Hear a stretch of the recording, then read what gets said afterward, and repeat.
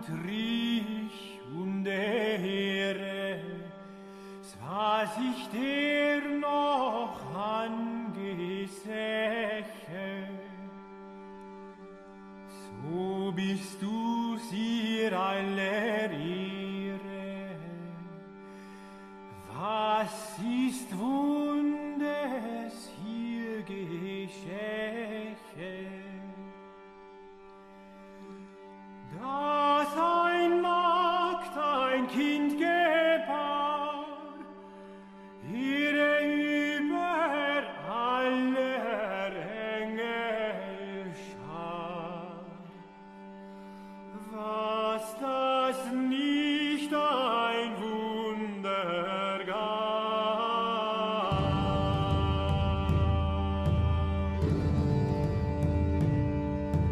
Hier ließ sich reine Taufe. Robert Stark here. This is going to be a simulcast between my podcast, Stark Truth Radio, and Matt Pegas's New Right podcast. And our guest for the show is Constantine von Hoffmeister.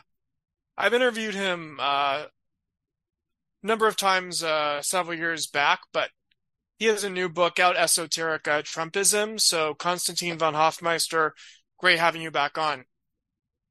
Well, thank you for having me. I appreciate it. And also Matt's joined here as the co-host of Simulcast. Yes, no, good to be on. Constantine, obviously, as Robert kind of alluded to, I've known about your work for a while, mostly through Robert's podcast, going back to the earliest days of being online. But we also met, obviously, more recently in Los Angeles and Las Vegas. And we're going to be talking about your book, Esoteric Trumpism, today, which you were nice enough to give both Robert and myself. So yeah, very good meeting earlier this month, and I'm glad we're finally recording a pod. Esoteric Trumpism, there's a lot of, I think, there's two sides of it. There's a political side and a literary side to it. But before we get to the political angle with Trump, the literary aspect is interesting. So there's a number of different authors you reference, from William S. Burroughs to H.P. Lovecraft and Edgar Allan Poe. But I think to kind of start things off, it's interesting is so what you say about the Burroughs connection is that you say that America today is like a fever dream, or like the interzone from Naked Lunch. That's a good place to start. Yes. No, I agree, because I think the analogy is apt, because William Burroughs was writing decades ago, and he was living in Tangier at the time. So basically he was in this crowd of people, a lot of junkies from all over the world. And I guess it's called interzone because this was an international zone, because you had different people, like artistic types, drug addicts, like outcasts, and people dissatisfied with their home countries. And I think William Burroughs, even at the time, was dissatisfied with the United States. And that was almost 50 years ago, or over 50 years ago, actually. And even back then, he saw the early signs of decay.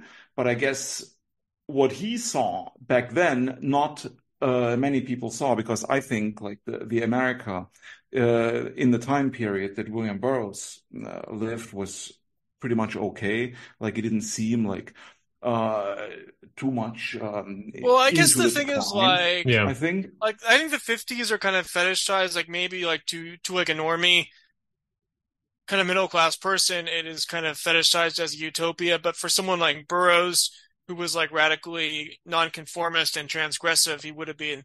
Someone like him would be out of place in a lot of societies. Yeah, well, no, I agree with the fetish aspect, because a lot of people think it's this perfect, idyllic, white picket fence paradise, like the 1950s, like the postcards that you see or the movies, with a wife waiting at home, the husband coming 5 or 6 o'clock with a car back, honey, I'm home, the dinner's ready. the wife opens the beer for the husband. The children are Yeah. happy that daddy's back from work. The woman's at home, and I mean, I see this on Twitter all the time. Like nowadays, like people say, like back then in the 50s, like houses were so cheap, like only the husband had to work, the wife stayed at home with 2 or 3 kids, and everything was affordable. Like there was no crime, everything was safe and clean. Yeah, I'm not even sure if that's true, because if you look at the prices back then, of course, they were cheaper, but then you have to also look at the salaries. They're also a lot lower. So I don't know, like, is it really true though? That's the question. And, well, regarding Burroughs, he was dissatisfied with the whole, conformism that was required to live in this society back then, because I think back then, I say 1950s America, like, was a more conformist society than the United States today. Yeah, like you say, Burroughs' cut-up technique really influenced you, but there's a lot of different interesting angles. So like, I think Jack Kerouac actually the stereotypes about them. So like Jack Kerouac actually hated the hippies. And I don't know if it was Kerouac or one of the other beats, but he was obsessed with Spangler. But I think all of them to an extent. Burroughs, yeah, as far as I know, though, like all the beats were obsessed with the decline of the West, and they used to read passages from the book to each other. Yeah. I think that's like a misconception that they're liberals, because you can take something like radical nonconformity and there's kind of an elitist or Nietzschean angle to that. Certainly with the beats there was, and Robert, you've talked about this in the past with Brandon Adamson, long time friend of the podcast, friend of Constantine's as well, and he had his whole poetry book, Beatnik Fascism. Fascist was his book. And another, it feels like forever ago that came out, but still relevant. And yeah, there was that more elitist element to the beats, and just in general, I would comment that there's kind of an interesting, it's subtle and it's lost on a lot of people, but the whole right wing versus left wing aspect of the beats and Burroughs. I mean, let's be clear, like there are some obvious, very, very left wing aspects of especially Burroughs. I mean, Kerouac, as you acknowledged, was later basically a conservative, but that was kind of after the fact. Ginsberg and Burroughs are very liberal and quote unquote degenerate by any conservative standards. And on the flip side, 50s America, I don't have the stats in front of me, but yeah, like it was at least we can say it was easier to have a single income household, which is good. But that being said, you get this in people like Bapp and other commentators today, the element of conformity to that, and the degree to which, it's sort of a consolidation of cultural and state power sort of rooting out any aspect of an underworld. With the 50s, there was also there was the destruction of more organic regional and European American immigrant societies into this more kind of centralized mass monoculture. Absolutely. And what I would argue, I'm not Mr. I don't have the facts and figures in front of me, so maybe I'm wrong, but I just have this perception that there was good things about the 50s for sure, and it was probably a better time to be a middle-class American on almost every level, but almost the consolidation of power that was happening then at the time served middle-class families, so it has that good conservative function. But the degree to which, modern America has become this more encroaching on liberties thing, which we're going to get into with esoteric Trumpism, it is the same America. You know what I mean? It is the same governmental agencies, et cetera. It is the overreach of bureaucracy, the military industrial complex, it basically that thing that was emerging at that time and was doing good stuff for the middle class later sort of turned on the middle class and decided that feminism is actually useful in this way, and atomizing individuals is the way to get the most profit out of them. So in certain respects, even though the beatniks were outsiders and junkies, they did see something in that encroaching conformity of the 40s and 50s that is in fact bad, and they were seers with regard to that, and we can learn a lot from them, would be my general thesis on it. Yeah, I think a lot of writers like post World War II were disillusioned with America. Another one was Henry Miller, who wrote An Air-Conditioned Nightmare in 1945, like right after World War II, when he went on a road trip through the United States after having lived in Paris for quite a long time, and he became very disillusioned because he found America very sterile. Like the modernist aspect of the United States, because I think it already started with suburbia, with basically you have one suburb looking like every other suburb. Mhm. So they're all like basically interchangeable. And I mean, you notice that in the US today, like basically the whole character, the individual character of cities was basically being destroyed with a suburbanization of the United States. Somebody had a thread on Twitter. I think yesterday I saw it, Culture Critic on Twitter, where he said like why the United States destroyed its own cities, and he posted like different pictures. Like I think the strongest image that he posted was like Kansas City like 100 years ago and Kansas City today. So apparently Kansas City like 100 years ago looked like Paris. Like you had tons of people on the street. You had like cafes, and you had like a tram, like a streetcar, Right. just like bustling with life. And then the same exact image, the same exact street today is just like a wasteland, like a highway, and like only one building out of hundreds of buildings is left standing. So like what happened? Like basically I have this idea of trying to modernize America by having these interstates or highways like running straight through the cities basically. And then people moved out of the center. The centers of all the cities are pretty much dead. And everybody moved into the suburbs. And I think you noticed this today, but I think this started quite early, like even in the 1940s. And I think William Burroughs also tapped into that when he was talking about. And a lot of it, and that's why I think a lot of these American artists like Hemingway and I don't know, Gertrude Stein and all these other people, I think this is why they found Paris so appealing, because it was, I think, what America used to be, or what America could have been, but then it wasn't. All right. Yeah. And I guess the problem, there's like a lot of blame, because you can say like the left is parasitic in a lot of ways, but the problem is a lot of American conservatives are basically Philistines, and this, I mean, this applies to like the Trump movement as well, and also just conservative in general. Like they're very much content with those kinds of things, like they're not interested in radical creative endeavors or even things like more practical, like walkable cities. A lot of them really embrace the really kind of like bland suburban living and don't really have any higher cultural ideals. Yeah, I think you're right. Well, it's like even with Trump, in some ways, like we'll get more to Trump in the show, but like Trump, there's an aspect of Trump that's Promethean, but then there's also a side of him that's kind of a Philistine, like that story where he went to Japan and ordered in 1990 and ordered a hamburger. I don't know, yeah, that's pretty funny. Well, when I was in Los Angeles a couple of weeks ago, we're talking about walkable cities. I found it pretty walkable, to be honest, because I walked a lot. Like on my last day, I think I walked 22 miles. And I found it quite pleasant, to be honest. Yeah, it was Santa Monica Boulevard, like Hollywood Boulevard, like I walked up to the observatory and then back down, took some great pictures. And I found it quite pleasant, actually, because you have like nice sidewalks and everything. Sometimes maybe not very safe and unsavory characters. And now you have all this, like the tent phenomenon, which is like, I guess, like a new thing.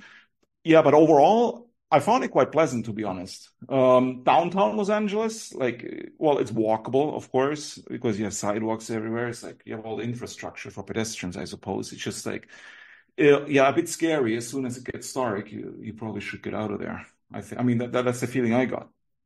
Yeah, no, I would certainly concur, but yeah, you also talk about Lovecraft, and there's a Lovecraftian archetype to Trump.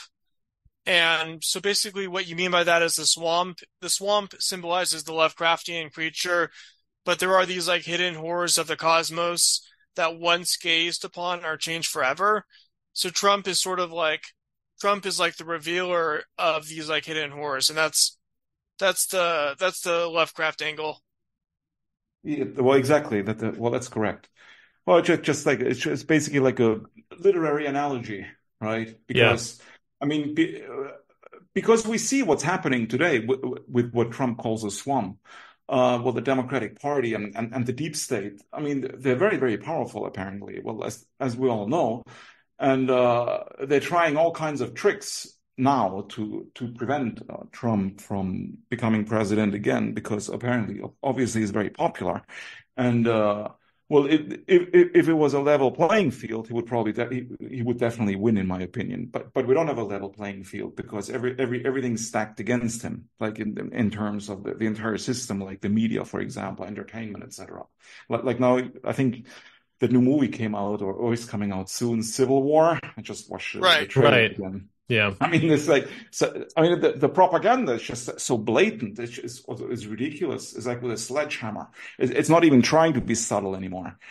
And I watch CNN sometimes just for fun, like in the background when I work, and it's just wow, it's like a comedy. It's like they're not even trying to have a semblance of objectivity anymore. It's like pure state propaganda. It's like something you'd imagine like in Red Dawn, like the movie Red Dawn, that the Soviets would show like the American citizens to basically indoctrinate them.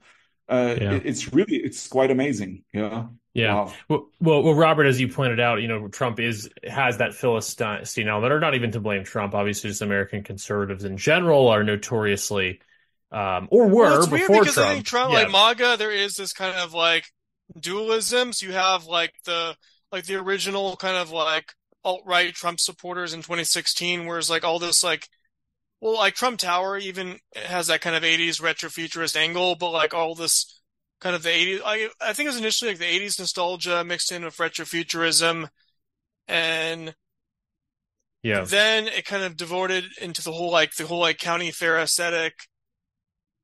Right. But I mean, in steps Constantine's book, I think that's part of the same sort of mimetic Trump as meme tradition. So in terms of, we were talking about, bringing H.P. Lovecraft in, I find that very, very funny and cool, because within the United States, it's maybe this is changing in terms of like the literary sort of right-wing world on Twitter that New Right is kind of a part of my podcast. So it's like this scene. Traditionally, like people in America. There's this scene online where it is like more artistic, creative, and even literary, right? But that's right. But it's mostly online. Like that hasn't had like a big influence on like on the masses. But that's fine. That's always like these things start out as these like more small elitist groups. Definitely. I just mean like day-to-day life would be hard. You'd be like, oh, I wrote this, Constantine, you'd be like, I wrote this book, Trump through a Lovecraftian lens, Trump through an Edgar Allan Poe lens, a William Burroughs lens. And a lot of people in the United States would be like, what? Because, the quote unquote bookish literary people over here tend to hate Trump. But obviously we do have a thing online where the opposite is true. So it's really interesting to see this book come in. And I guess the broader point I'm trying to make is, I wouldn't like say Trump is a Philistine, but I do think his aesthetic, it's kind of like with meme culture in general. It's whatever you sort of project onto it. So I see this book as a kind of process of projecting. It's like right-wing postmodernism, where the right, it's not these like coherent, like age-old truths, but you can take a figure and you can project whatever you want into them, and then it's sort of like the whole like Burroughs, like the Burroughs like cut-up art technique, where you sort of like create politics or you create a reality, like it's like collage art. So basically, exactly. Well, going back to what Matt said about Lovecraft, I think you can see the Lovecraftian angle just by like, I don't know, taking public transportation and in a big American city today, or just walking around downtown, because Lovecraft lived in New York for a while, and he wrote about his experience there, like quite scary, like the strange characters and the masses, exotic masses that he encountered while walking around in New York, like almost 100 years ago. And walking around today, I would say, is probably even more extreme, like the different bizarre people you find or you encounter walking around. I mean, it seems otherworldly even, right? Like when you're in a subway tunnel and there's like a junkie lying in one corner. There's like another guy without a shirt, like screaming to himself. And then another guy, I don't know, fidgeting with something, also talking to himself, and there's all weird graffiti everywhere, and you sit on the metro and on the actual metro train, it's no better, right? I mean, you have all these like utterly strange characters that almost seems surreal and very bizarre. And I would say, like a person, say from we discussed it earlier, from 1950s America, transported to America today, from a bus back then to a metro train today, he would think he's on a different planet, right? Yeah, no, absolutely. I mean, you brought up downtown LA, and I live in LA. I like living in LA, and in some ways, I would even say that some of the reports about it being unsafe are a little overstated. A lot of these, the tent phenomenon, a lot of these street people, as you kind of talked about, they tend to mind their own business, but there is something very, very surreal and alien and off-putting about it, and I'm not even trying to be horrifically anti-homeless or racist or anything like that here, but it is, walking around these parts of downtown, like, you do feel like you're in a zombie apocalypse. No, it happened. A lot of it was this dramatic shift that happened like right after the pandemic. Yeah, I'm not anti-homeless at all. Like, right. I'm all for supporting the homeless. I was just shocked to encounter so many of them because exactly. Because I was in LA last time like 20 years ago. I don't remember any of this. It's just. I lived in India for 3 years and in Mumbai and in the center of Mumbai, and walking around at night in Mumbai, you have some people sleeping on the street and you have to walk around them basically. But in LA, it's almost like this in some parts. Yeah, I mean, it is. It's really like, wow. And it's in the heart of the city. It's not like on the fringes or on the outskirts. It's like right in the center. It's specifically in the heart due to that suburban flight you talked about. The further you go in, the worse it is. And the Lovecraft thing comes not just because people are homeless, but rather because there's this palpable air of like schizophrenia. There's the mental health. You could even make a case like issues. Like a metaphysical component to it. It feels. I always say, like, and I'm not saying this to make some ham-handed conservative point about crime, and I'm not saying to be overdramatic, but I always say there's parts of LA where you feel like there's a portal to hell somewhere around here. There's this dark energy that comes out. It's very Lovecraftian to me. It is. Well, it was very palpable to me. Like it felt, I could feel it basically, exactly like you described. Yeah. There's like some kind of portal, something in the air, some interdimensional gate somewhere. Who knows? And talking about Trump as a Philistine, I think this is precisely why he appeals to so many people. Because it comes across. Because he's like, he's sort of like how a working class, right? Like if a working class guy were to become like ultra wealthy, that's how they would be. That's what Trump is. Well, yeah. There's one clip I watched a couple of months ago when he's like, I don't remember. I think he's in Iowa, some farmland, and there was some big tractor or some kind of farm machine, and Trump was there, like signing autographs, right? But Trump was wearing a suit, like suit, tie, the regular Trump outfit. And I found this very interesting because I think if Biden had been there, he probably have worn like jeans, I don't know, cowboy boots, whatever, like some cool. Never see Trump not in a suit. Right? I never thought of that. Yeah, he would have tried. I mean, Biden would have tried to like blend in with the people there, with the locals, but Trump didn't even try. Right. So, like Obama. And I think people appreciate it because Trump is authentic. And I think this clip where he was basically like standing in a field in Iowa signing autographs, like in a suit, surrounded by all these farmers. I mean, it showed his authenticity, and I think people appreciate it. Absolutely. Yeah, I've never actually had that thought, but it's hard. I mean, I guess you can find him in like a pullover or in a polo if he's golfing, but by and large, Trump is always in a suit. And Robert, to your point, it's in contrast to like the Silicon Valley, Mark Zuckerberg in a hoodie, unassuming thing. It's we've talked and written about this, both of us, Robert. The sort of noblesse oblige elite who owns his wealth, as opposed to the thing of like trying to obfuscate the fact that you're wealthy. That whole hipster Silicon Valley thing. Yeah, for sure. And is there also, Constantine, there's also a reference to Edgar Allan Poe in the book? There is Edgar Allan Poe, right? Well, because Edgar Allan Poe is like the American Shakespeare, right? And in my opinion, the greatest writer America has produced. Mm-hmm. I once put flowers on Edgar Allan Poe's grave in Baltimore, even. I just listening to you talk to to Isaac about that. Right. Yeah. No, Poe's amazing. He's completely undervalued, and the Americans don't even. I mean, I think the majority of Americans don't even know what they have in Poe. I would say.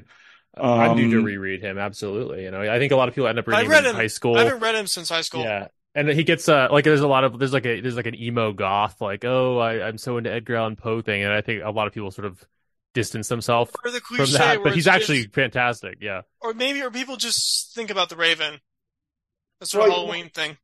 well, that's the most famous one, of course. But well, the reason why I included Poe in the book, because I wanted to show that America actually has a rich cultural heritage, which a lot of people on the right, especially in Europe, don't understand, because I mean they equate America with, like, I don't know, the U.S. Army bases and McDonald's basically and Hollywood, right? So they think like, well, all Americans are these.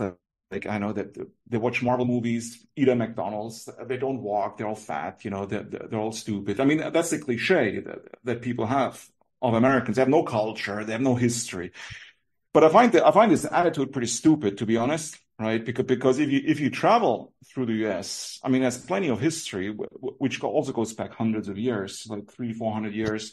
You have old cathedrals, old cemeteries, like old buildings, old cities. St. Petersburg in Florida, for example, gold mining towns, etc. I mean, and you have these writers like Edgar Allan Poe, Lovecraft, and filmmakers like Stanley Kubrick, or even George Lucas, who created a whole new mythology with Star Wars. So I mean, basically, it's a continuation of European culture, because America was founded by Europeans, obviously. So to say that they have no history, Americans, is simply wrong, because they have as much history as any other European country, because like the European Americans that live in the United States today, their ancestors didn't appear out of nowhere, like out of a vacuum, and then it just materialized on American soil like 200 years ago. I mean, the ancestors also came from different places, like, I know, England, Scotland, Germany, Holland, etc. Right. Yeah. And so it's just basically a continuation of this. So I don't see a break between, say, or I don't see like like some kind of metaphysical border between Europe and America. For me, it's basically like one entity, the whole European Western civilization. Right. So that's how I view it. You saying this, kind of gives me new appreciation for the book then, because, you know, a lot of discourse on Trump on the right, the more intellectual right, and even like from a foreigner's perspective, like, you know, Dugan has said this, I think, has said things about Trump, you know, and the American right, you know, that it's kind of the sense that it's kind of still sort of looking for a voice, perhaps. You know, obviously Trump is a great figurehead, but there's this sense like that the American right of the future hasn't fully defined itself yet, that it's still kind of in this, not to, you know, pun on Burroughs, but it is in this interzone between an earlier, you know, conservative ink Reaganite. Well, it's going through like a major paradigm shift. So yeah, like a lot of it is going to seem incoherent, because I think like Trump, despite like a lot of his flaws, like you could say on one hand, like you can criticize Trumpism for having a lot of like baggage of like from like Reaganism and at times being incoherent, but he did spark like a major paradigm shift and like a new paradigm shift in coalition. So he changed something significantly, despite like a lot of the negative criticisms there are. Right. And what I was going to say about Constantine's book is like maybe, and Constantine, tell me if this was your goal or if this resonates, but it's kind of an offering of like a way to, it's, you know, very almost psychedelic, and it's very out there, but it's a new way that we could contextualize Trump within what you perhaps view as like the better, you know, more undervalued by perhaps by Europeans, or perhaps even by Americans themselves, you know, American cultural heritage, which is Poe, which is Lovecraft, which is Burroughs. I mean, I guess, that'd be my question. Like, was that part of what you were trying to do with esoteric Trumpism, is like,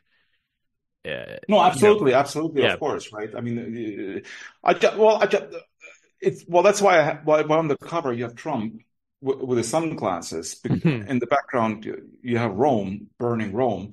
So it's the decline of the West, and the fires are everywhere. So Trump has to wear the sunglasses, basically, but he still has to be cool, because, well, according to Oswald Spengler's book, The Decline of the West, which was, again, written 100 years ago. And 100 years ago, the German historical philosopher Oswald Spengler already predicted that we are in the middle of the West's decline.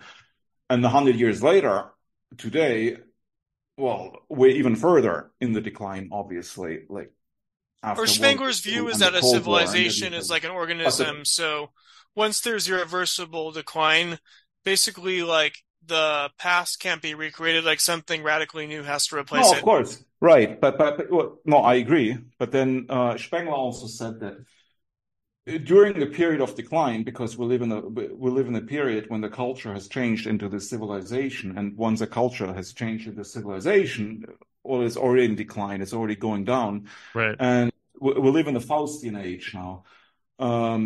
So we are in terminal decline, and like you just said, Robert, yes, it cannot be, the course cannot be reversed, right?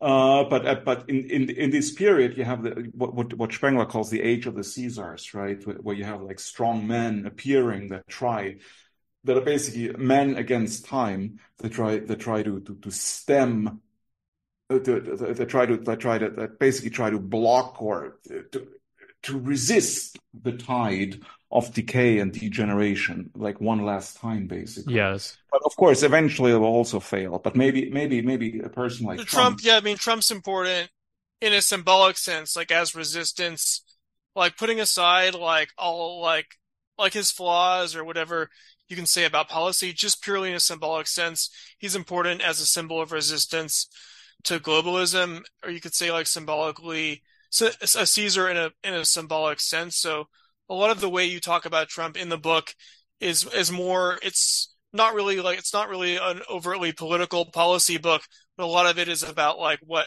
the symbolism of Trump is a huge aspect and the archetype.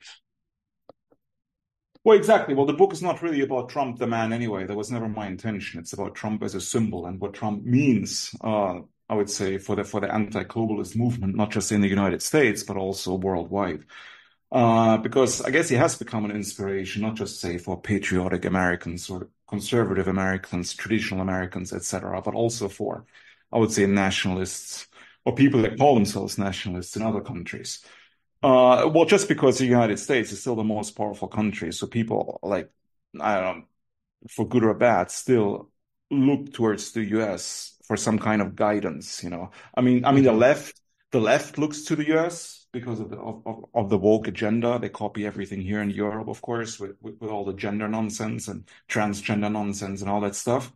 But I think the right also looks to the US for some kind of guidance or at least inspiration, because like I follow the media here in Europe, like Germany, France, and all the nationalist or patriotic periodicals, journals, magazines, websites. I mean, they frequently write about Trump or have Trump on the cover, like positively, of course. Yeah. Just because he's going to be the leader. I mean, if he's going to be reelected, he's going to be the leader of what is still the most powerful country in the world. What are your thoughts on a lot of the degree of disappointment with Trump? Because a lot of from Trump's initial supporters who were very disappointed with him that he didn't live up to like the promises, and that he, in many ways, like he was more like in some aspects, he was more like a conventional conservative. Do you address like the critique or disappointment of Trump from the right? Yeah, I think the main problem with that was because Trump couldn't really do what he wanted to do, because he constantly had to fight these legal battles, because they constantly tried to impeach him, and then he had the wrong people, like in his administration, that basically worked against his interests. And Steve Bannon talked about this a lot. Right. And also one should remember that I would say that the president of the United States is not as powerful as, say, for example, the president of the Russian Federation. So it's just in terms of power, I would say Putin is more powerful than the American president. Simply because if Putin says something, that's it. That's basically law, right? So, but if the American president, you have the checks, balances, etc., the whole system. So, I mean, unless I guess it's an executive decision, but then Trump wanted to do a lot, but he was constantly like, the system constantly worked against him. So he really couldn't achieve what he wanted to achieve. I think that has a lot to do with it as well. So I'm not even sure if that's fixable, this problem, because I mean, because now he says, like the first time, okay, I made a lot of mistakes, whatever. Next time I think the issue is like, it's not really about Trump as an individual, but I think like the American system is fundamentally like irreparable as it stands. Yeah, I would probably agree with that. I mean, the whole democratic system is flawed, in my opinion, simply because nothing can get done efficiently. Actually, I was just somebody just told me about this today. Like you had this whole bridge incident in Baltimore. So now Right. the bridge is destroyed, and just today somebody sent me a link that they're saying it will take them 10 years to build. Right. Yeah. It's like how the hell can it take 10 years to build a bridge? Like in Like the China, Hoover, if you think about it, like, even like the like China, you give China it's obviously insane, man. the Hoover. China builds I whole think even cities like the into Hoover bridge. Dam may have been only took like 3 years. It's crazy. 10 years. Like China builds like whole cities in like 2 months or something. Yeah. Like how can it take 10 years? It's unfathomable. Like I cannot understand. I think, but just this is just emblematic of the system, right? Because like I guess it's bureaucracy, red tape, and different interests working against each other. I have no idea. But I think it's like it's emblematic of the whole country because I mean the whole country is dysfunctional. I mean if you can't even build a bridge in I don't know in a couple of months, if it takes you 10 years to build a regular bridge, then what can you say about the rest of the infrastructure?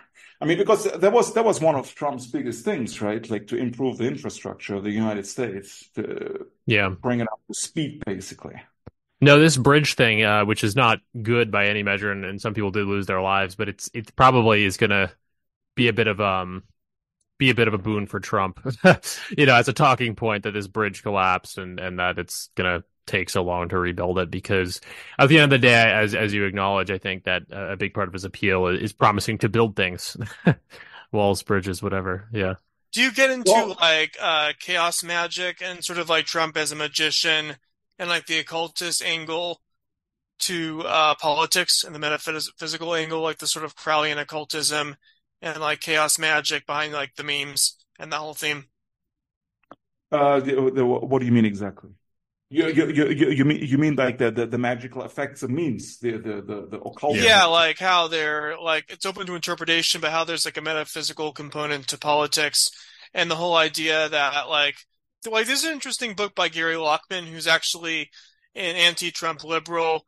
It's about I forget the name of the book, but he has a book out saying like how like MAGA and from like a liberal perspective, but he says like MAGA and the alt-right were like had like a big like occultist component to them.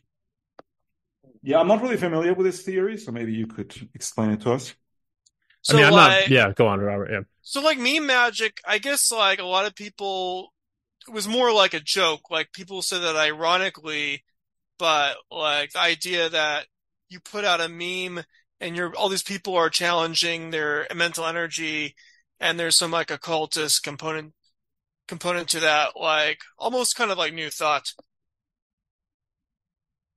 Yeah, Yeah, I see mean what you mean. meme Sorry. magic is basically this part the internet version of what would be called sigil magic in occultism, which I know Dugan and others also sort of dabble in their own ways. And I think the basic idea is that memes or symbols of any kind, if it's sigil magic, can sort of like just the power of a logo, basically. It makes you recognize what the brand is, and you have all sorts of associations, hopefully positive if they've done their PR right. And I think the idea with meme magic and Trump and memes that were associated with him in 2016, like Pepe, became these powerful extra linguistic purveyors of meaning and sort of group identity. And I think a lot of people view Trump as being very good at that. You hear people talk about dog whistles and things like this. I don't think he really does dog whistles intentionally, but just everything, Trump's tweets and various things he's said. It's interesting about the term dog whistles and propaganda. And it is interesting because you are triggering something subconsciously. Like a lot of politics are determined by the subconscious. Yeah, I think that's what meme magic is supposed to tap into, these archetypes of the collective unconscious, to put it in Jungian terms. And that, the idea was in 2016 that ended up helping Trump win by bolstering support. I mean, I think there is a sort of quasi-scientific because like 2020, explanation. Yeah. Like in 2020, like there just was none of the energy or the magic there. And a lot of that was, you can blame Trump for that, but there was just something I noticed, like among his supporters, like there was, like the vibes were totally different in 2020. Yeah. No, And the I agree. question is, yeah, go on. Well, the magic was partly gone, but I wonder, like, what about right now? Like Right. 2024, like 2024, our year, because now Trump is running again. It's like, I feel like Do you now feel is it? like a weird hybrid. There's like some of it, some new trends, but like it's some like a weird hybrid of 2016 and 2020. Yeah, I Like think some that's of the accurate. original energy Yeah. is a little bit back, but in some ways it's also like 2020 at the same time. Yeah, Well, I it's mean, one of certainly the, not as yeah, strong as it was in it's certainly not as strong as it was in 2016. That's for sure. nothing Right. ever will be probably. Right. But I think, I don't know, this is a little bit beyond the pale of esoteric Trumpism. It's my own musings, but it almost seems to me that Biden is such a bad candidate and has such low approval ratings that maybe he doesn't need to be as strong as it was in 2016, because I actually think there's pretty normie pragmatic reasons to vote for Trump. I mean, I guess I think there always was, but now it just seems like things feel so stagnant, and even on a foreign policy level. I mean, I don't know if you guys heard what Trump was saying last week or maybe a couple weeks ago about Netanyahu and Israel. He really struck to me, he struck a chord. He sounded like someone who sort of knew what he was doing and would be better able to deal with some of these very bad foreign policy situations going on that Biden seems totally inept at. That's pretty beyond what you're talking about in esoteric Trumpism. I'm almost starting to think, you know, what's different is I'm going to have to eat my words in a few months, probably. It doesn't feel quite like the left is pushing as hard. It feels like they themselves are a little bit fatigued. And I think that could give Trump the edge in terms of the sort of meme war and PR battle. You know, he doesn't have the same outsider power, but it's starting to be like, well, why not just elect this guy? I think even normies may be warming up to it, is kind of what I see. But I'm probably too optimistic. I don't know. Yeah, I don't know. I think the stuff that the left is doing and the Democrats are doing and the stuff that Biden is saying, I think a lot of that stuff is already stuff of memes. Like just today, I just read just like an hour ago, somebody posted it that from the White House, like an official statement that Biden declared, I think tomorrow is like the day of transgender visibility. Oh, So right. it's like what is this? I mean, who on earth can take this seriously? But like really, like on Easter is now transgender. I mean, it is like it's funny and offensive and just plain out weird. I don't even know what to make of it. I mean, does anybody take this seriously? I guess some people do, right? What are your like the thoughts same, yeah. on the like the whole like acceleration ideology? Do you think there's validity to it, or are you critical of accelerationism? Oh, I'm totally critical. I don't believe in it because sometimes like things just get worse and then they're worse, right? And they continue to get worse. Like, well, because I hear these optimistic statements all the time, like especially from the right, like things are so bad, like they're about to collapse like any minute, and then we'll have a renaissance, a cultural renaissance, the right will rule again, etc.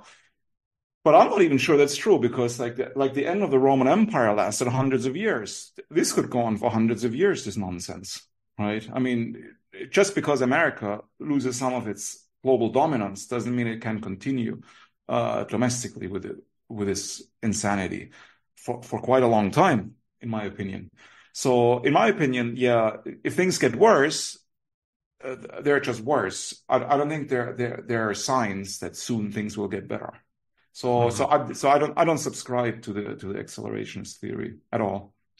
And what are your thoughts on the sort of like ethnic identity politics in America's identity? Because I wrote this article, I think you reposted on Arktos, where America is having an identity crisis. So you can't really have. So I think America has always been implicitly associated with whiteness, but eventually there's going to be some break. So it could either be like a civic nationalism that no longer relies upon like a European ethnic core, or you could have something more like ethnopluralism or right-wing multiculturalism. So what are your thoughts on like the future of that? And interesting, you said like from your trip to LA, you had this article on your Substack saying like you also think that LA is a model for enclavism or ethnopluralism. Well, it is though, right? Like because just by walking around in LA. I walked around for like weeks, like I said, like 10, 20 miles per day. Like Koreatown, like Little Tokyo, Chinatown, like all these areas. And I mean, in my opinion, it's a prime example of an ethno-pluralist city. And I think it's a city of the future in the West, just because of the sheer number of immigrants that you already have. Like in the And you United States and basically also in agree Europe. that that's actually that version of multiculturalism is more desirable than like the melting pot.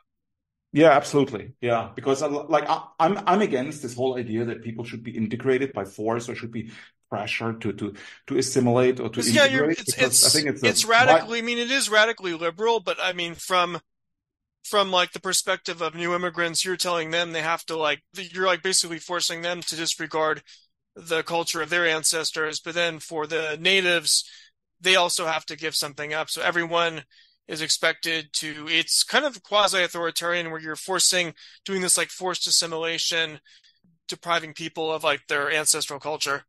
Yeah, exactly. Well, actually, what you were saying, I think there should be a combination of ethno-pluralism and civic nationalism.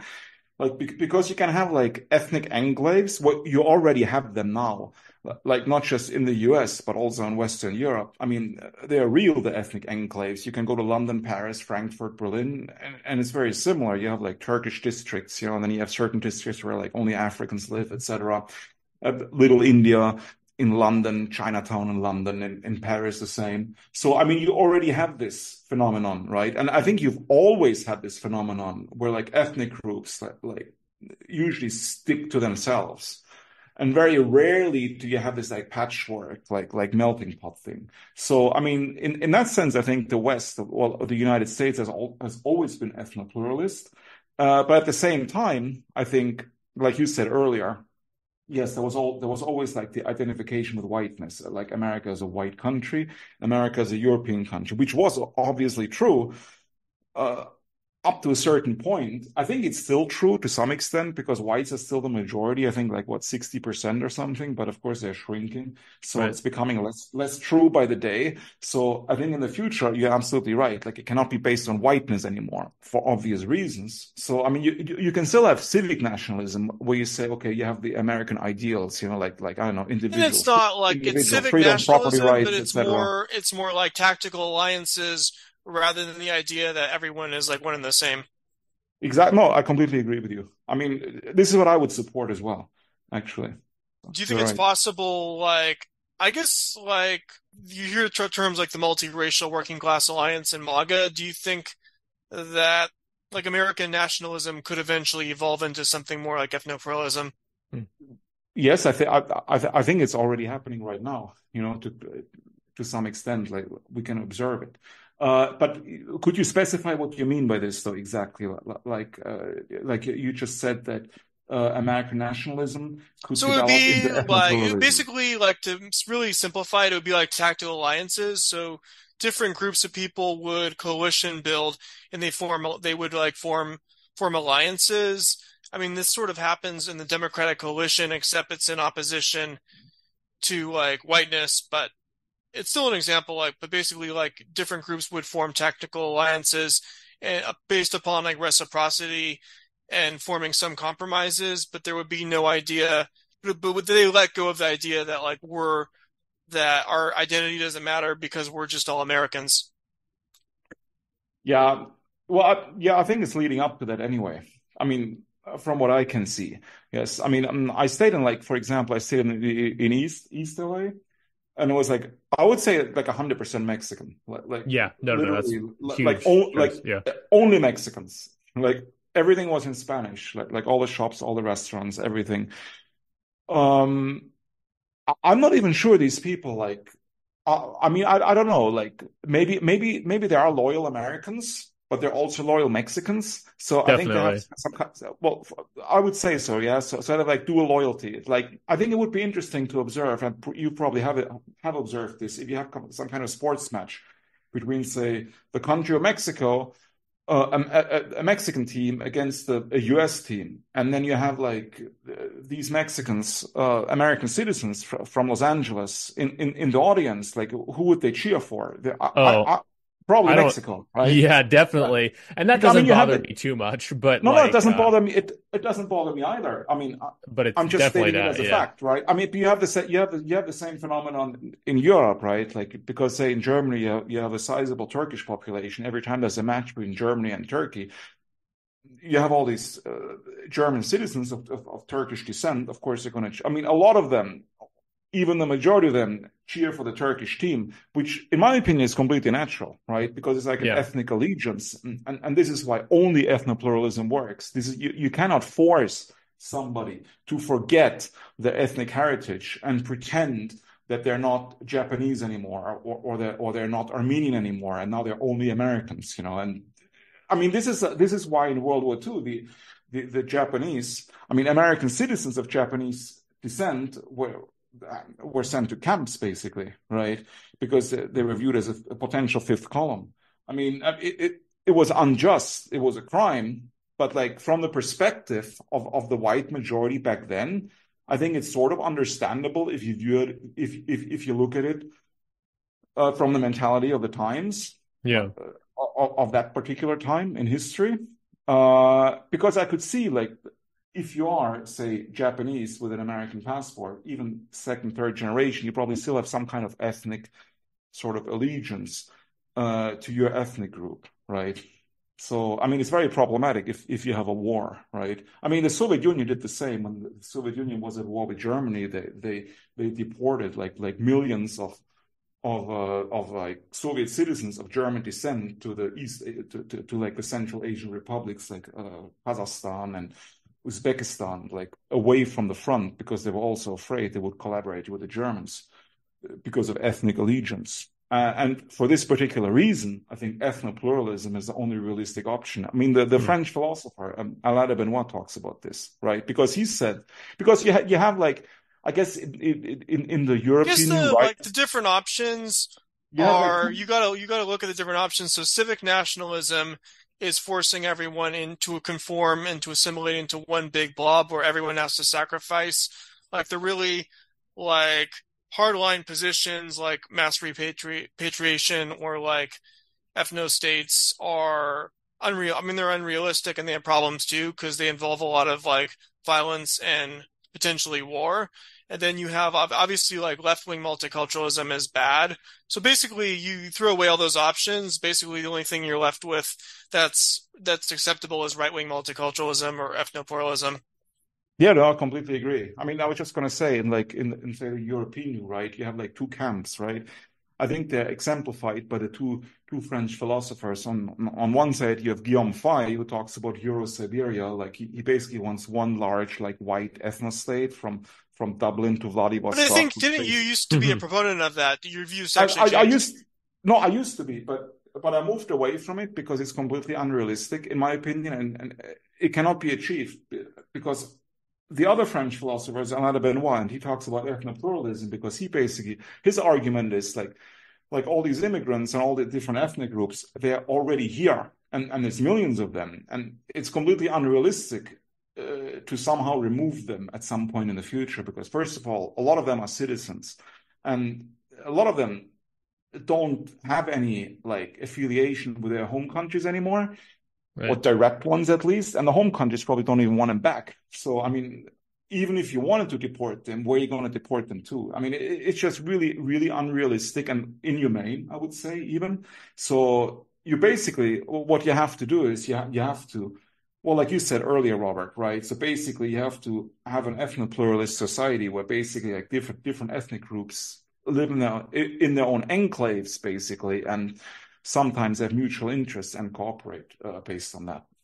Do you have more reasons to be optimistic about Europe's future versus America's, and thoughts, if you want to comment on the political scene currently in Europe? Yeah, I'm more pessimistic about Europe than I'm about the US, to be honest.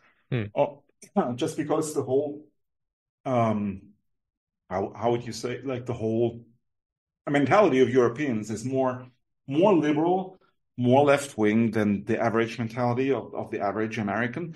Because, like, I think I mentioned this a couple of days ago, so I don't remember where, but like in the US, you have like the West Coast, the East Coast, right? Like New York, Los Angeles, all these liberal cities, Hollywood, etc., that are extremely liberal. But then you have flyover country like Iowa, South Dakota, Kansas, etc. Like in the small towns there, or the villages, so like the farms, I would say that the vast majority of people there are quite conservative. Right. I mean, Yeah. at least 50% of Americans support Trump. I would say at least half the country, if not more. They love Trump. They support Trump. So like in Germany with the AfD support, I think it's something, it might just be like 20%. Yeah, it's around 20% now. More in East Germany. In East Germany, it's like almost 40%, between 35 and 40%. In West Germany, it's like 10 to 15%. But not nearly like 50% like Trump. Like a person like Trump would never get 50% approval rating in Germany. It's unthinkable, right? I mean, he's completely loathed by the majority in Germany. Like people constantly mock him, make fun of him, etc. Well, because they don't understand him, right? Because they have this like cliche picture of the stupid, uneducated, uncultured American, in their minds. Is there any and this is maybe would apply better when he was actually president. Sometimes you hear that like maybe European liberals don't hate Trump as much as American liberals hate him because at the end of the day, Trump hasn't been as bad as George W. Bush in terms of starting wars. Is there any truth to that anymore, or is the overall distaste for him sort of more? But I mean, I would think that Europe would have similar things with this new kind of hawkish like liberalism, where Trump is bad because his isolationism is empowering Russia. You probably get that too. Yeah, that's true. Yeah, you get that. Yeah. I think Trump is even more. I mean, is at least equally hated by liberals in Europe than he is by liberals in the US. Possibly even more so, because just like Robert said, because they think he's like a Putin's puppet, whatever. Right? Yeah, I probably, it's like I heard whispers of that at one point, but it probably wasn't accurate. Also, that was before the current Russia-Ukraine situation, of course. But it's more like I think someone like Michelle Welbeck has said that, but Michelle Welbeck's hardly a typical European liberal. So yeah, I know, and nobody cares about wars that presidents start or anybody starts. Like all they care about is like homophobia and racism, right? And it doesn't matter that Biden or Obama like attacked other countries and are responsible for the deaths of like scores of civilians. It's completely irrelevant.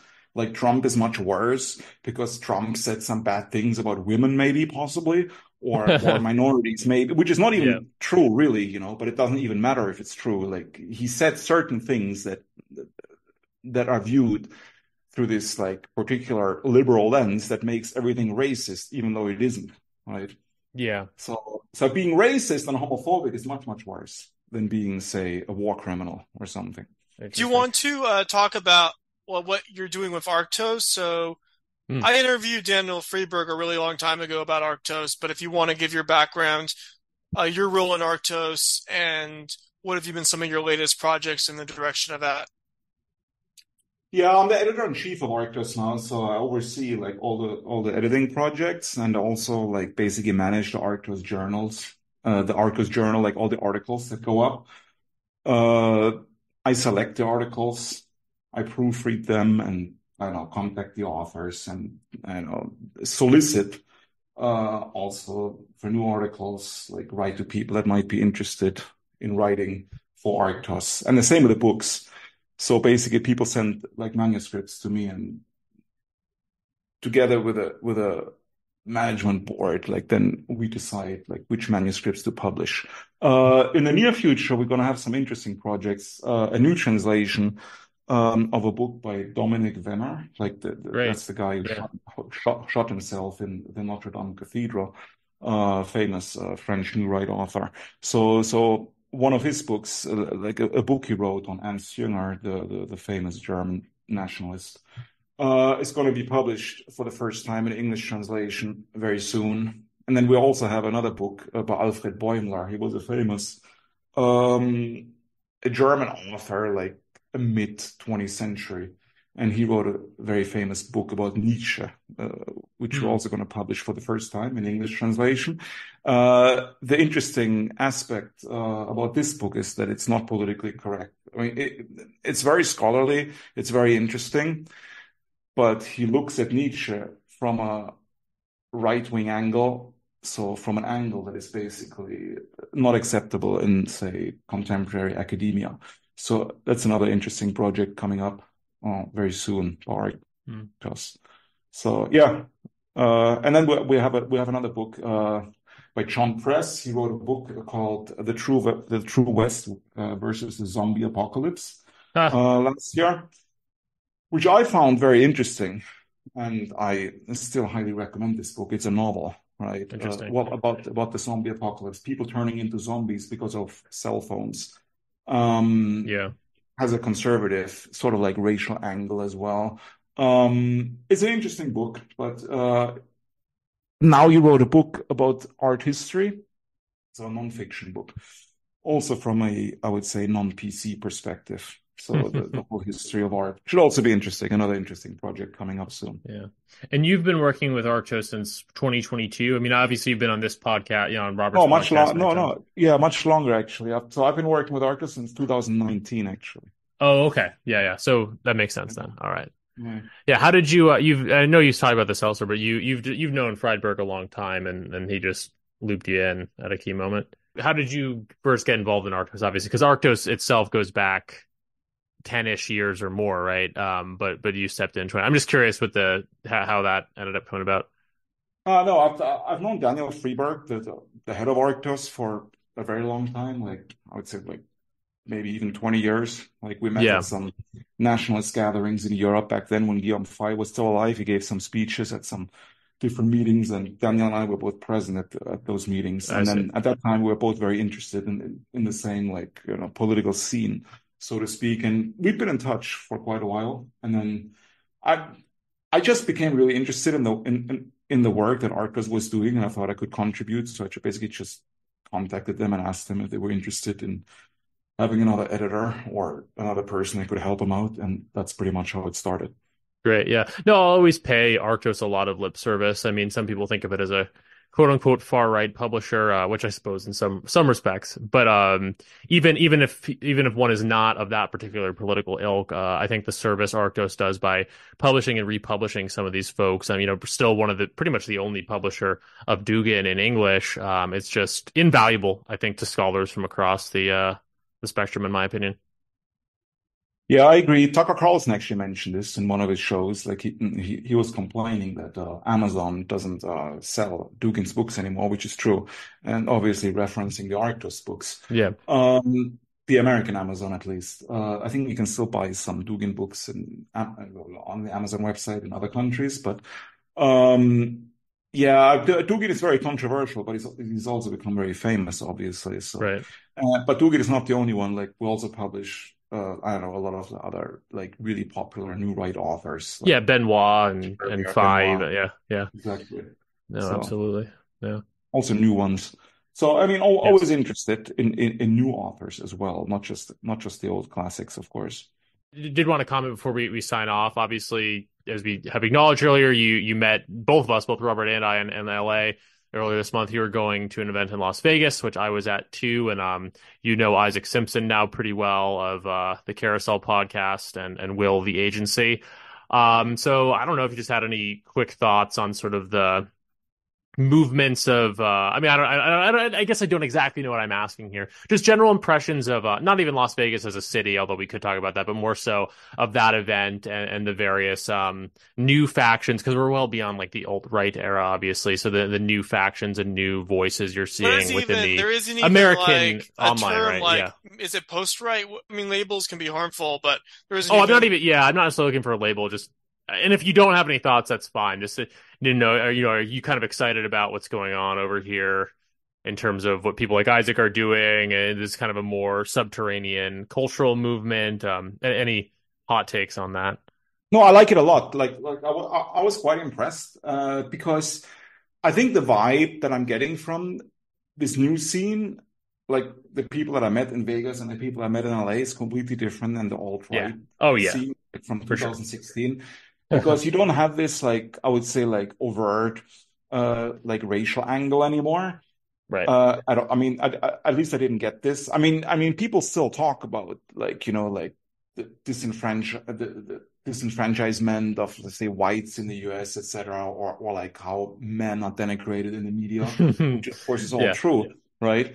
So, but like you said, it's a much more relaxed attitude, and I would say it's more. I mean, the scene now, from what I gather, is more accepting of the status quo. I mean, it's more accepting, like, this is a reality we live in. Like maybe we can do something like on the fringes, like, say, because they're very popular, like they Substack, Twitter, Patreon, because they have like Filthy Armenian or Perfume Nationalist, Delicious Tacos. They have all these like podcasts, and some of them are very funny. Like I remember, I'd say Perfume Nationalist and Filthy Armenian talking about Alfred Hitchcock's The Birds, which was quite fascinating. So they have this like really cool, like, I would say, like, I wouldn't even say conservative, because they're not really like I mean, conservative is probably the wrong term, right? So I would say like right-wing dissidents, maybe, but non-conformist, which is also what I like, because they're not like the American conservative. So I would say they're right-wing dissidents, but also non-conformist. So they're like, I wouldn't even say hipsters, but like sort of like they're trying to be cool on one hand. It's subcultural, but also and respectful of the culture, like the original culture of what made America great. Because like I remember another thing I've noticed about like these people you're talking about, like Filthy Armenian, Perfume Nationalist, is I think a lot of like the dissident right has been about like rejecting the mainstream culture, but like someone like Perfume Nationalist like really embraces like pop culture. Mm-hmm. Or an aspect of it anyway. Yeah.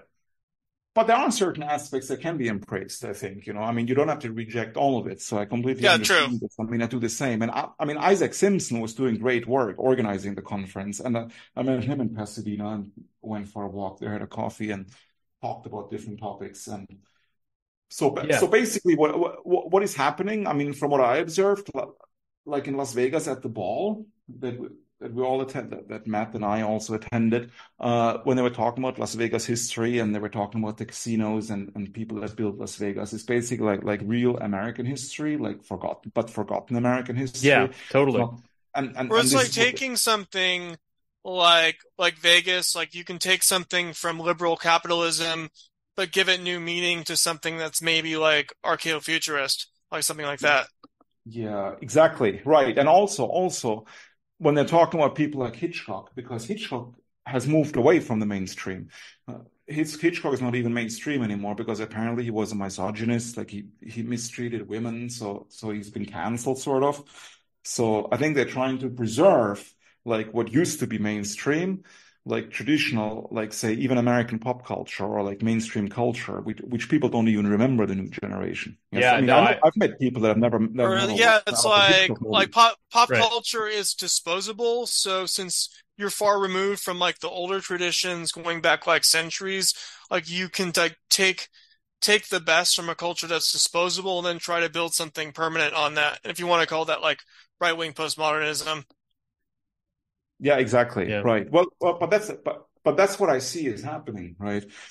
Because they're trying to create new works of art, but at the same time, they're referencing certain classics that used to be acceptable in the mainstream, but have since been canceled. So they're trying to basically integrate them into their work to basically keep them alive or revive them to some extent. Right. No, that's definitely what Jack from the Perfume Nationalist does. And I mean, I view your book as he's kind of being engaged with that, with some of the literary figures you reference. Let's not forget, of course, H.P. Lovecraft famously started as a pulp writer. A lot of these aspects that I think now some of us can identify as like great emblems of American culture, didn't start off fancying themselves that way, but rather were just trying to, make art in a more day-to-day way, whether that's Lovecraft, and then if we're talking about like the Perfume Nationalists with some of those perfumes and perfume ads, and even some of the movies, even Hitchcock was, just making, he wasn't trying to make art films, quote unquote. He was just trying to make entertaining movies. Now, art films of today maybe imitate Hitchcock, but Hitchcock was just trying to make good movies. So I think there is that element where we have to be historically minded and kind of mine our own culture for what the gems were and recontextualize and represent them, showing them to have the importance that they really do have. Yeah, let me just add something real quick about this whole new movement that we're discussing, because I remember I was asking somebody, I don't remember if it was you or if it was Isaac Simpson, because what I noticed, like just walking around or meeting different people in LA, like in really public places, and having all these discussions about, say, quote unquote right-wing issues. I mean, I think There is a sense, there is this vibe, like this new sense of like openness. It's not like, it's very different from like the 2016 alt-right yeah, exactly. or stuff Right. prior to that, going back to the 00s where you have to like be super secretive and everything is about like radicalism. Like you can sort of be out in a cafe in a hipster area and just Exactly. be relaxed and talking openly. Yeah, Yeah. because I think that's exactly what I did, right? Like I went to different bars, different cafes with you guys, with some other people. And everything was quite open. I mean, people sitting next to us at other tables, like could clearly hear us, but weren't like Yeah. really disturbed by it. Like, and again, this just proves to me that Europe is far behind in this respect. Because just a couple of weeks ago, I was in a bar with a friend here in Europe, talking about the AfD actually, and some guy sitting like 3 tables away from us, he just overheard it and butted in like really aggressively, like, "Oh my Yeah. God, who hate people, anti-democratic and rah, rah, rah." Certainly that, yeah, I think that could happen in LA, but I will say I've been in many positions like we were at that cafe in Echo Park, and it has never happened to me. So it can definitely happen. But I do think, I don't know, Americans tend to mind their own business with regard to that stuff, mostly. Probably, yeah. I mean, I found it overwhelmingly positive, the experience, to be honest. Good. Like all Yeah, people, yeah. and also with you when I walked on Echo Park, like when you were scouting out locations for your Right, movie, right. and the Yeah. actor was there. So I thought that was very interesting because Yeah, all that the was kind of people a that met random there, confluence of right? events, but it ended up being kind of cool, and everyone sort of just vibed, and talked. Right. Yeah. Yeah, I hope you made some progress with the movie. Thanks. Yeah, no, I haven't really announced that, but I'll keep it in the pod anyway. Yeah, we're working on movie stuff. I appreciate that. Yeah, more progress must be made, but we're still working on it.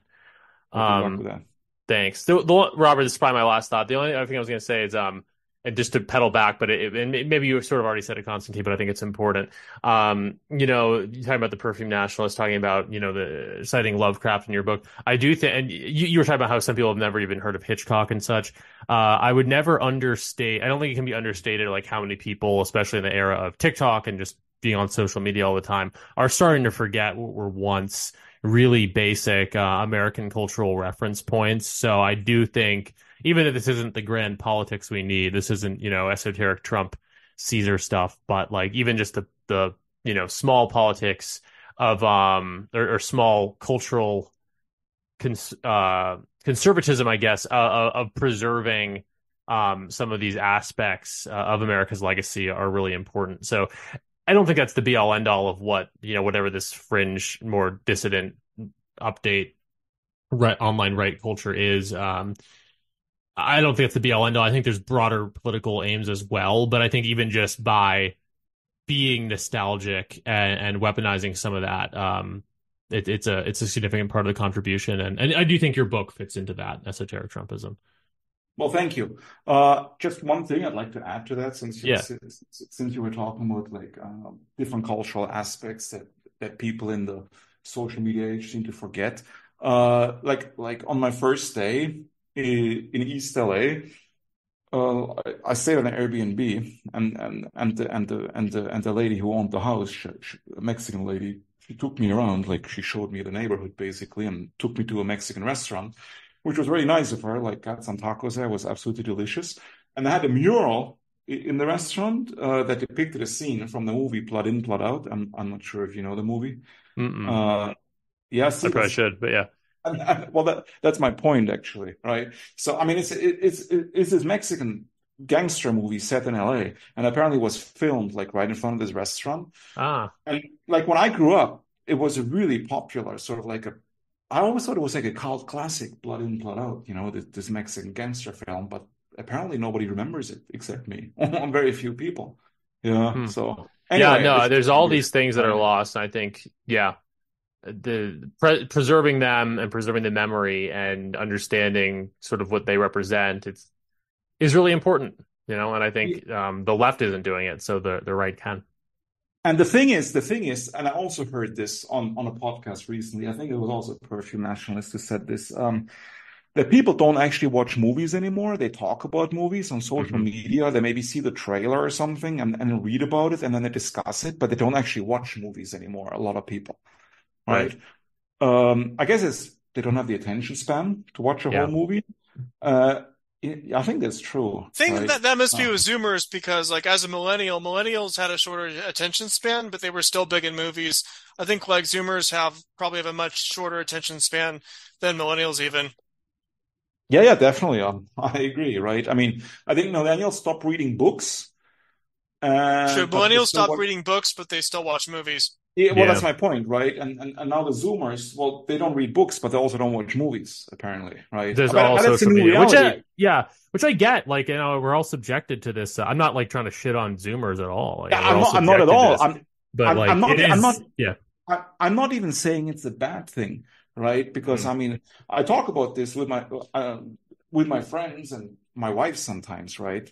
Because like, is it even a bad thing, or is it just like an evolutionary step? It's just like a new thing that's happening.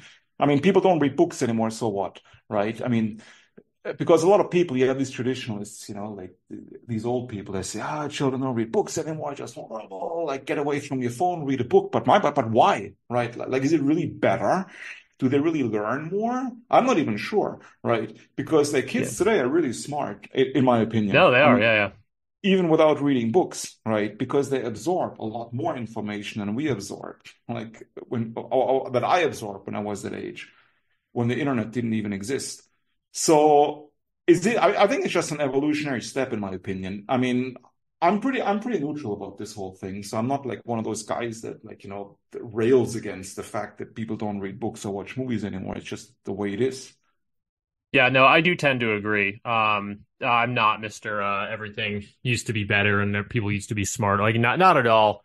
The only point I'm making, which I think you also agree on, is that there's a lot of gems that are going to be forgotten in terms of movies and books, you know, unless we have podcasters, other people, you know, recontextualizing them, you know, for a new audience. Otherwise, it's all just lost in the endless sea of streamable content. But, you know, trying to kind of remember what some of these things represent in their time is, I just think it's a small part of like what it means to be part of like this online right sphere now is doing that, you know, in lieu of you know, you mentioned like there's a greater acceptance of reality as it is. Yeah.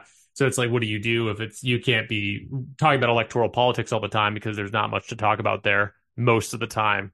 So what do? You know, turn to old movies, things like this. And I think there's a power in that as well. Absolutely. I completely agree. And that's why I think the work is it's invaluable, right? I mean, and I do the same actually on my own Substack. I talk a lot about like movies, books, and basically connect them to different, like, I don't know, say what's like right-wing philosophical points or traditional points, ideas, you know, like Evil Dead, Julius Evola, or Heidegger and Dadaism, stuff like this, you know. Absolutely, yeah. So I mean, so I completely agree. I mean, these cultural milestones, these cultural artifacts, I mean, should be kept alive, at least some of them, and at least for this generation and hopefully the future generations.